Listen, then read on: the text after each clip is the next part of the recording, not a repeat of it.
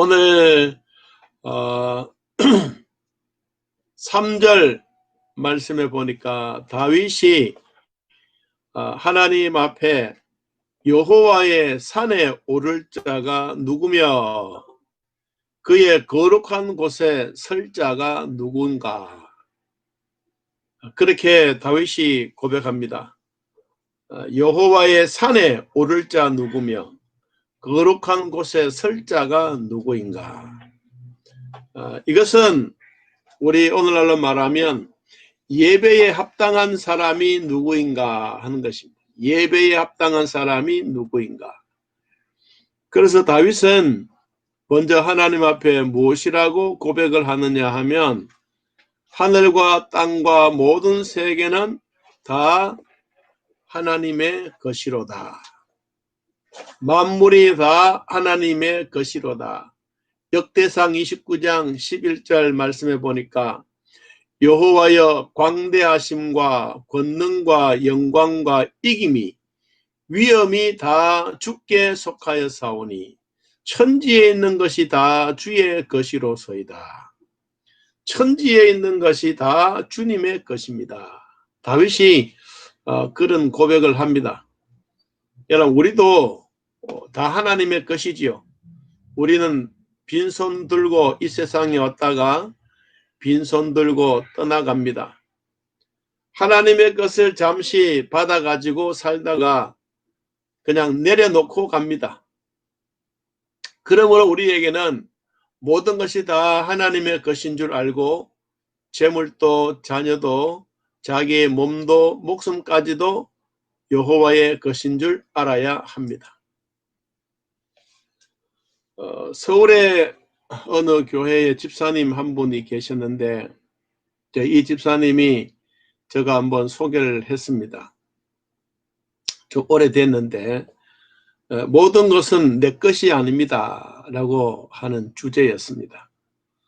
그런데 남편도 서울 삼성 전자에 다니고 또 직위도 있고 아내도 자기 할 일 열심히 하고 사는데 집도 잘 지었고 아내 리모델링도 잘해서 그 사진을 찍어서 모델이 되고 또 그 휘황찬란한 침대며 살아가는 살림살이를 잘 꾸며놨습니다.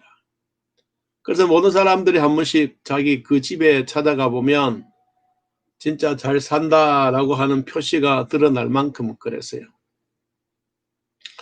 그런데 이제 이분에게도 그렇게 늘 평화롭고 좋을 때만 있는 것이 아니라 그 남편이 암이 걸렸어요. 그래서 삼성병원에 입원을 해서 치료받고 또 치료받고 했는데 암이 결국은 낫지 않았어요. 그래서 이제 이분이 글 가운데 이런 내용들이 있습니다. 자기 집은 대궐 같고 궁궐 같은데 남편의 수발을 든다고 진짜 왕궁 같은 침실이 아니라 쪽박 같은 침실이 내 집이요. 자기 집에 금은 보화와 같은 그릇들이 많은데 자기 병원에는 플라스틱이 자기의 밥그릇이요. 이제 그런 글을 쭉 써서 이제 내려가면서 마지막 결론이 무엇이냐면 내 것은 아무것도 없습니다. 그래서 남편도 내 거인 줄 알았는데 남편도 내 것이 아니고 자녀도 내 자녀인 줄 알았는데 나의 자녀가 아니고 모든 것이 자기가 고백하면서 내 것은 아닙니다. 그렇습니다. 그래서 남편을 이제 떠나보내면서 병원에 있으면서 마지막 결론이 제가 머릿속에 남았는 기억이 있습니다. 그 내용이 무엇이냐 하면 죽은 자를 살리시던 예수님, 나사로의 무덤 앞에 가서 한번 크게 부르짖었더니 나사로가 뚜벅뚜벅 걸어 나왔던 것을 저는 믿습니다. 그리고 내 남편도 예수님 암에 걸려 죽어가고 있지만 한번 불러 주십시오. 그러면 내 남편이 내일 뚜벅뚜벅 걸어 나와서 다시 집으로 갈 것 같습니다. 그 결론이 그렇게 맺었어요. 제가 그전에 그 글을 여러분들이 한번 소개했던 기억이 납니다. 내 것은 아닙니다. 여러분, 다윗은 다 하나님의 것이다 그랬습니다. 그래서 고린도전서 6장 19절에 보니까 너희 몸은 너희가 하나님께로부터 받은 바 너희 가운데 계신 성령의 전인 줄을 알지 못하느냐. 너희는 너희의 것이 아니라 값으로 산 것이니 그런즉 너희의 몸으로 하나님께 영광을 돌리라. 그런즉 우리가 하나님께 영광을 돌리는 것이 우리 몸은 우리의 것이 아니고 주님의 피로 값주고 산 몸입니다. 그러므로 자기를 위해 사용하지 말고 주를 위해서 사용하고 우리도 사나 죽으나 주의 것이로다 라고 하는 것처럼 여러분 모든 것이 주님의 것입니다. 그래서 우리는 하나님의 청지기입니다. 청지기는 주인의 재산을 관리하고 주인이 쓰려고 하면 즉시 순종하여 사용하도록 하는 것이 청지기입니다. 주인의 것을 자기의 것으로 삼고 주인의 명령대로 순종하지 않으면 청지기 직분을 빼앗아 갑니다. 우리의 목숨도 하나님의 것인 줄 알고 목숨을 하나님께 맡겨놓고 하나님이 언제든지 내려놓고 오라고 하면 우리는 각오가 항상 되어 있어야 합니다. 그 각오가 무엇입니까? 우리가 하나님의 나라에 가는 것입니다. 우리가 천당 있다고 하는 확신이 있어야 여러분 하나님의 나라에 가는데도 자신이 있습니다. 천당에 대한 확신이 없으면 이 땅에 살면서 죽음 앞에 두려워할 수밖에 없습니다. 그런데 우리에게 주어진 하나님의 나라 천국이 분명히 있다고 믿어지게 되면 우리가 가야 할 고향이 있기 때문에 여러분 두려워하지 않습니다. 여러분 성경을 한번 찾아보실래요? 요한복음 14장을 한번 찾아서 같이 한번 읽어보겠습니다. 요한복음 14장 1절. 예수님이 우리들에게 뭐라고 말씀하셨느냐? 천국에 내가 있다가 너희들을 데리러 오겠다라고 말씀하셨어요. 그래서 우리의 마음에 뭐가 필요하냐? 확신이 필요합니다. 요한복음 14장 1절. 자, 한번 찾아왔습니까? 읽어볼까요? 너희는 마음에 근심하지 말라. 하나님을 믿으니 또 나를 믿으라. 내 아버지 집에 거할 곳이 많도다. 그렇지 않으면 너희에게 일러서리라. 내가 너희를 위하여 어디를 거처를 예비하러 가노니 가서 너희를 위하여 거처 천당을 예비하면 내가 다시 와서 너희를 내게로 영접하여 데리고 와서 나 있는 곳에 너희도 있게 하리라.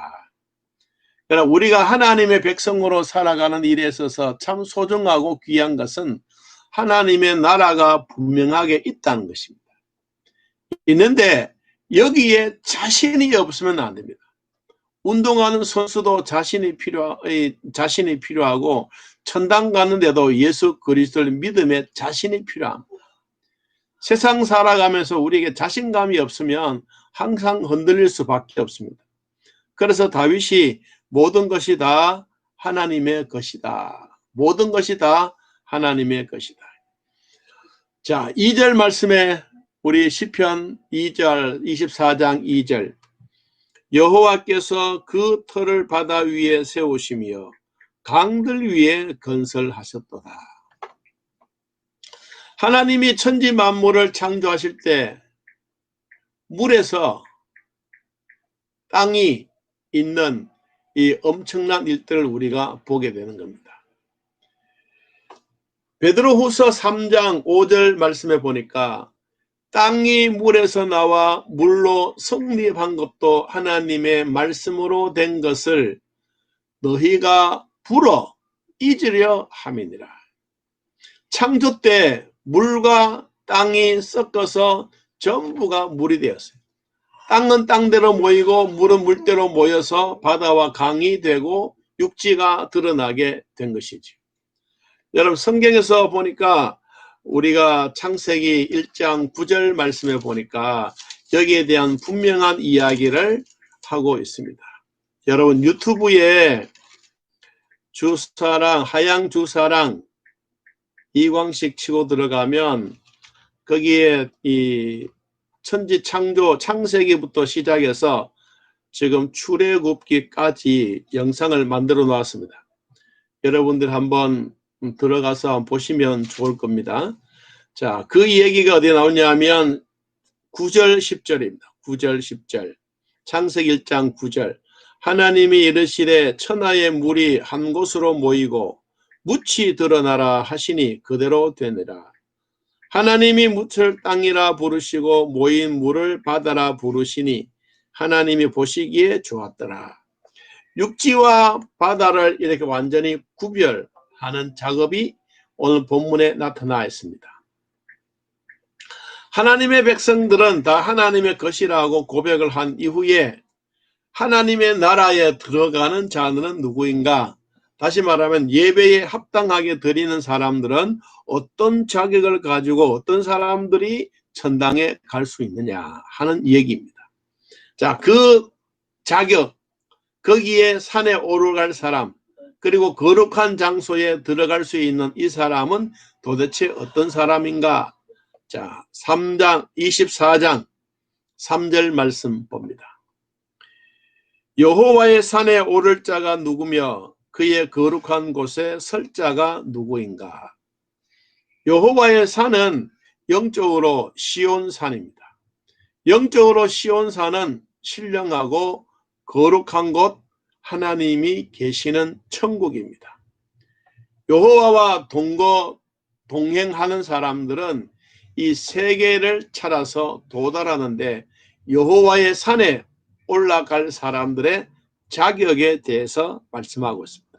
다시 말하면 우리가 합당한 예배를 드리면서 천당 갈 수 있는 사람, 천국 갈 수 있는 사람들에 대해서 이야기를 합니다. 자, 첫 번째 어떤 사람이냐 하면 이렇게 말했죠.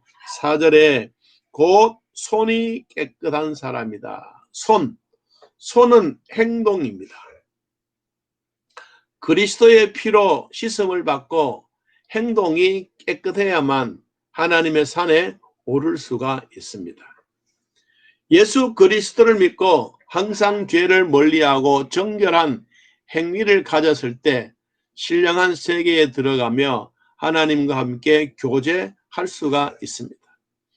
여러분 우리가 이 땅에서 교회와 하나님과 함께 교제하는 사람들은 천국 가서도 심심하지 않습니다. 거기는 하나님이 계시는 장소이기 때문에 우리는 심심하지 않습니다.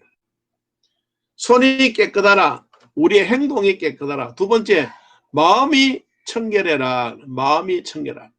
청결한 마음은 중생한 영에게 사용되어지는 말입니다. 진리와 성령의 인도를 받는 마음을 말해주고 있습니다. 이러한 마음을 가지고 나아가면 여호와의 산에 올라갈 수가 있습니다.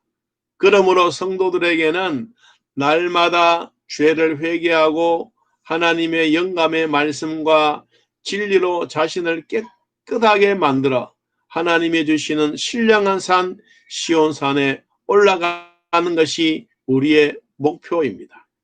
그래서 베드로전서 1장 22절 베드로전서 1장 22절 말씀 보니까 너희가 진리를 순종함으로 너희 영혼을 깨끗하게 하여 거짓이 없이 형제를 사랑하기에 이르렀으니 마음으로 뜨겁게 피차 사랑하라 그렇습니다.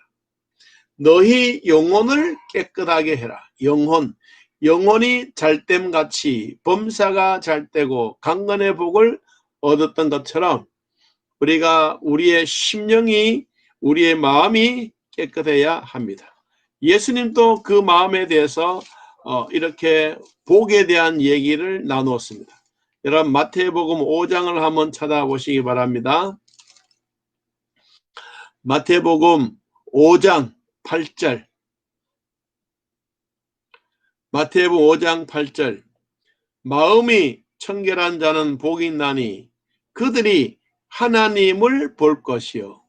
마음이 깨끗한 사람은 하나님을 본다. 우리는 지금은 비대면 예배입니다. 그렇죠? 대면 얼굴을 보지 않고 그냥 비대면. 마음이 청결한 사람은 비대면이 아니야. 대면 하나님과 얼굴을 대놓고 볼 수 있는 것. 이게 바로 뭐냐니까 하나님을 본다. 마음이 청결한 사람. 오늘 예배를 드리는 모두가 마음이 청결해서 늘 하나님과 함께 얼굴을 볼 수 있는 이런 축복이 있기를 바랍니다.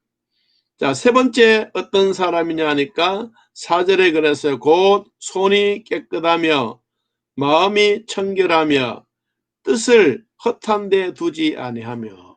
헛한 데 두지 아니한다. 헛한이라고 하는 것은 진리가 아닌 것을 말합니다. 명예와 영광과 욕심에 따라 살아가는 사람, 이런 사람들은 성산에 이룰 수가 없다라고 말합니다. 소돔 고모라 성이 멸망했을 때 롯은 그 사위에게 찾아가서 하나님의 심판이 곧 이루어지게 될 텐데 빨리 소돔 고모라 성을 떠나자라고 이야기를 했습니다. 그럴 때 그 사위들이 뭐라고 말씀했느냐 하니까 사위들은 하나님의 말씀을 농담으로 여겼더라. 진리의 말씀, 내일 당장 심판이 온다고 해도 그 심판을 아니다라고 하는 농담으로 여겨지는 그런 말. 우리나라 일제 36년 때 참 어려움도 많이 겪었죠. 교회도 많이 핍박을 당하고 성도들도 순교하고 핏부림의 역사가 교회마다 있었습니다. 그래서 일주일 전에 미국에서 일본에게 비행기를 타고 날아갔습니다. 비행기에서 삐라, 종이 쪽지를 하늘에서 뿌렸습니다. 뿌리면서 뭐라고 뿌렸느냐 하면 여러분들은 8월 13일 되기 전에 이 히로시마를 떠나라. 만일에 떠나지 아니하면 여기는 어마어마한 원자폭탄이 떨어지게 될 것이다. 그 종이삐라를 하늘에서 비행기를 타고 가면서 뿌렸습니다. 처음에는 종이 쪽지를 받아들고 히로시마의 시민들이 뭐 이 자식들이 이런 것들이 있느냐 그러면서 욕직을 하고 미국을 향해서 손가락질을 했습니다. 그러다가 히로시마에 살고 있는 백성들이 한 사람 두 사람 그 삐라 종이를 보고 떠나가기 시작했습니다. 그러니까 이제 히로시마의 시민들의 마음이 요동이 일어나는 거죠. 마음이 막 지진이 일어납니다. 떠나는 사람, 아니라고 하는 사람, 우리는 절대로 떠날 수 없다라고 했던 사람, 이 사람들, 어떤 사람들은 땅 속에서 토굴 속에 들어가서 있는 사람, 어떤 사람은 보따리 사서 차를 타고 멀리 히로시마를 떠나간 사람. 정말 히로시마 전운이 감돌 만큼 조용했습니다. 정말 삐라에서 얘기했던 대로 8월 13일 10시인가 그때 히로시마에 비행기 한 대가 휙 날아오더니만은 히로시마에 원자탄이 뚝 떨어졌습니다. 여러분, 이 세계에서 어마어마한 나라들이 많이 살고 있는데 원자폭탄 맞았던 나라는 일본밖에 뿐입니다. 일본이 얼마나 독했는지. 그래서 원자폭탄을 딱 맞고 피난 갔던 사람들은 살았어요. 그런데 그것을 하나의 농담으로 여기고 이것은 아니다라고 생각했던 사람들은 다 죽고 병신이 되고 화상을 입고 그랬습니다. 우리가 허탄한데 뜻을 두면 안 됩니다. 성경 말씀이 우리에게 주셨던 그 말씀을 그대로 믿고 따라가면 하나님은 성산에 오를 자, 하나님의 거룩한 곳에 설 자가 누구인지 분명하게 말씀하고 있습니다. 오늘 우리는 예배를 드리는 여러분에게 허탄한데 진리가 아는 곳에 마음을 두지 말고 진리인 내가 곧 길이요 진리요 생명 대신 예수님 앞에서 정말 믿음으로 살아가는 복이 있기를 바랍니다. 네 번째는 어떤 사람이냐 하면 거짓 맹세하지 말라 그랬습니다. 4절에 그랬습니다. 거짓 맹세하지 아니하는 자로다. 거짓 맹세. 말에는 진실한 사람이 있어야 합니다. 서운한 것은 해로울지라도 변치 않아야 된다고 말합니다. 거짓말하는 자는 마귀의 인도를 받은 자요 마귀의 자식이라고 요한복음 8장 44절에서 말씀했습니다. 성도는 하나님의 진리를 소유한 자이므로 진실을 말해야 합니다. 야고보 3장 11절 말씀을 보니까 샘이 한 구멍으로 어찌 단물과 쓴물을 내겠느냐 라고 말씀했습니다. 이 거짓 맹세하는 자는 진리가 그 속에 없다는 증거입니다. 여러분 우리는 예수 그리스도를 믿고 여호와의 산에 예배 드리는 자의 자격으로서 살아가기를 바랍니다.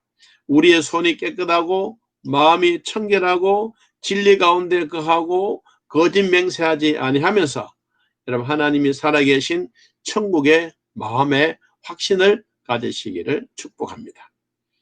자, 이런 사람들에게 하나님은 뭘 주시느냐? 우리가 온전한 예배를 드리고 합당한 예배를 드리는 사람에게 하나님은 이것을 주십니다. 5절 말씀입니다. 그는 여호와께 복을 받고 구원의 하나님께 의를 얻으리니 이는 여호와를 찾는 족속이요 야곱의 하나님의 얼굴을 구하는 자로다. 아멘.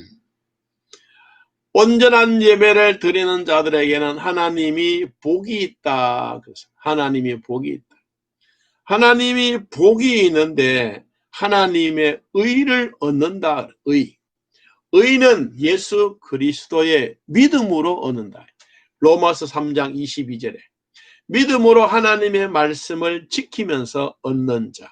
이런 사람들이 바로 하나님의 주시는 복이다. 여러분 특별히 우리 성경 말씀을 한 번 더 보십시오. 하나님을 찾는 사람에게 복을 준다 그랬어요. 6절에 보니까 이는 여호와를 찾는 족속이다. 하나님을 찾는 사람이다. 간절히 찾는 자는 여호와를 만난다고 말씀했습니다. 예레미야 29장 13절 말씀 보니까 너희가 전심으로 나를 찾고 찾으면 나를 만나리라. 하나님 앞에 전심으로 찾으면 하나님을 만난다. 그리고 야곱의 하나님의 얼굴을 대면한다. 야곱의 하나님. 그런데 우리 성경을 가만히 보면요. 물질에 대한 번성의 복에 대해서는 꼭 부르짖는 게 뭐냐니까 야곱의 하나님이라 그래요. 우리가 성경에 보면 아브라함의 하나님, 이삭의 하나님, 야곱의 하나님, 요셉의 하나님 이렇게 말하잖아요. 그런데 번성의 복에 대해서는 항상 야곱의 하나님에 대해서 말해요. 여러분 아브라함은 딸들도 있었겠죠. 없는 게 아니고 성경에 나오는 족보에 나오는 족보대를 이어가면서 거기서 이제 독자 이삭을 100세에 낳았어요. 아브라함이 전도했던 사람은 자식 혼자예요. 그리고 이삭은 말씀의 전수자를 세우는데 이삭에게는 에서와 또 누구죠? 야곱. 야곱에게는 12아들이 있어요. 보통 보면 한 자녀가 이렇게 계승되어져 왔는데 이 야곱에게는 12배의 자식들에 대한 축복에 대해서 쭉 설명해 주었어요. 그게 바로 뭐냐니까 하나님의 산에 오르는 자, 예배에 합당하게 드리는 사람들. 자, 우리가 하나님 앞에 예배를 잘 드리고 하나님의 얼굴을 대면하면서 하나님의 성전에 들어왔어요. 그 다음 7절부터는 이 어마어마한 영광의 왕이신 하나님이 성전 안으로 들어오는 이 광경을 그냥 단순하게 생각하지 말고 우리가 올림픽 경기하는 그 장소라고 생각을 하면 마라톤 선수가 42.195를 열심히 달려서 싱싱하게 이 문을 차고 들어오면 거기에 있는 모여있는 모든 사람들이 다 박수갈채를 부르고 일어서서 기립박수를 하는 그 장면을 열 수가 있습니다. 영광의 왕이신 예수님이 천국에 들어가서 우리들이 들어올 때 전쟁에 능히하셨던 그 하나님, 그리고 영광의 왕이 문을 열고 들어오는 이 어마어마한 장소를 우리에게 말씀해 주면서, 여러분, 하나님 우편에 앉아 계신 예수 그리스도는 우리를 위하여 지금 또 기도하고 있다는 사실을 우리는 꼭 기억하기를 축복합니다. 여러분, 구원의 문은 활짝 열려져 있습니다. 그러므로 하나님의 백성들이 살아갈 때 단순한 믿음이 아니라 성령께서 주시는 축복의 문 안에 들어가서 하나님의 주시는 귀한 복을 함께 받아 누리는 우리 모두가 되기를 예수님의 이름으로 축복합니다. 우리 찬송가 208장 찬양입니다. 찬송가 208장. 제가 이 찬송가를 늘 부르면 생각이 나요. 제가 이제 의성교회 다녔는데 처음으로 교회 가서 어른 예배를 같이 드렸어요. 어른 예배를 드리는데 항상 여러분도 앉은 자리가 있잖아요. 여러분도 앉은 자리는 변함이 없어. 한번 그 자리에 앉으면. 그래서 이제 앉으면 그 자리에는 내 뒤에 늘 예배드리는 연세 많으신 분이 계셨어. 이분은 찬송가를 안 보고 막 불러요. 그럼 나는 너무 신기한 거예요.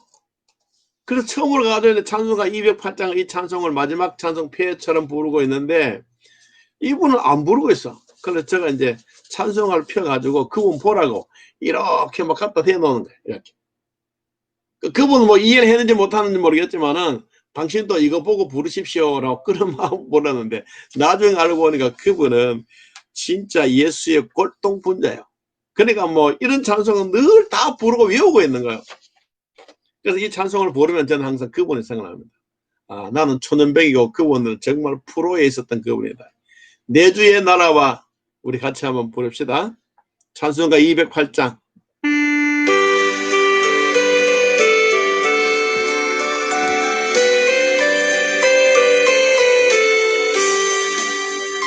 내 주의 나라와 주 계신 성경과 피 흘려 사신 교회를 늘 사랑합니다. 내 주의 교회는 천성과 같아서 눈동자같이 아께서 늘 보호하시네. 이 교회 위하여 눈물과 기도로 내 생명 다하기까지 늘 봉사합니다. 성도의 교제와 교회의 위로와 구두와 맺은 언약을 늘 기뻐합니다. 하늘의 영광과 베푸신 은혜가 진리와 함께 영원히 시온에 넘치네. 아멘. 기도하겠습니다. 하나님 아버지, 오늘 하나님 앞에 합당한 예배를 드리는 자, 또 자격이 있는 자, 천국 가서 하나님의 영광의 문을 열고 우리에게 면류관 주시려고 기다리고 계신 그분 앞에 열심히 달려갈 수 있는 진리 되신 예수님의 이름으로 승리하는 예배 드리게 되어 감사합니다. 오늘만 아니라 매일매일 예수님과 함께 동행하는 예배자가 되게 하시고 성령과 위로와 평강의 복이 넘쳐나게 하옵소서. 오늘 맑고 깨끗한 날, 좋은 날 저희들에게 허락해 주시고 가족들과 함께 예배드리는 사랑하는 성도들의 가정에 하늘의 위로와 평강의 복이 되게 하시고 어제나 오늘이나 변함없이 사랑하시는 하나님의 국률의 복이 임하게 하옵소서. 주께서 우리를 도와주셨던 진리의 말씀 가운데 성령의 위로와 평강의 복뿐만 아니라 하나님의 나라가 영원히 이루어져가는 축복이 되게 하여 주옵소서. 이렇게 생일 생신 맞이하신 모든 분들 주님 은혜 주시고 1년 동안 주 안에서 늘 강건하며 성령의 위로와 평강의 복이 함께 하옵소서. 오늘 오전에 떡을 제공해 주셨던 정대현 장로님, 유정순 권사님, 하나님 아버지 축복해 주시고 우리 장모님을 엄마를 먼저 천국에 보내고 마음에 슬퍼했지만 그 마음을 하나님이 위로하여 주셔서 온 가문이 다 예수 믿는 축복의 가정들이 되게 하여 주옵소서.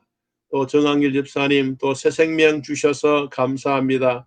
잘 자라게 하시고 산모에게도 강건함 주시고 또 대접하는 아름다운 손길 하나님 축복하여 주사 믿음의 큰 부자가 되게 하여 주옵소서. 이제까지도 저희들을 돌봐주셨사오니 하나님이 은혜 가운데 거하게 하시고 믿음의 산 증인들이 되어가는 축복이 있게 하여 주옵소서.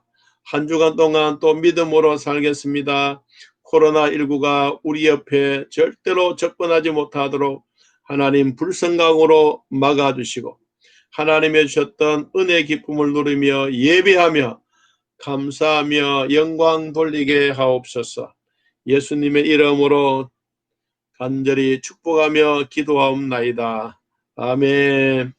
이제는 우리 주 예수 그리스도의 은혜와 살아계신 하나님의 사랑과 성령의 교통하심과 예배를 드리는 온 성도들 머리 위에 지금부터 영원토록 함께 있을지어다.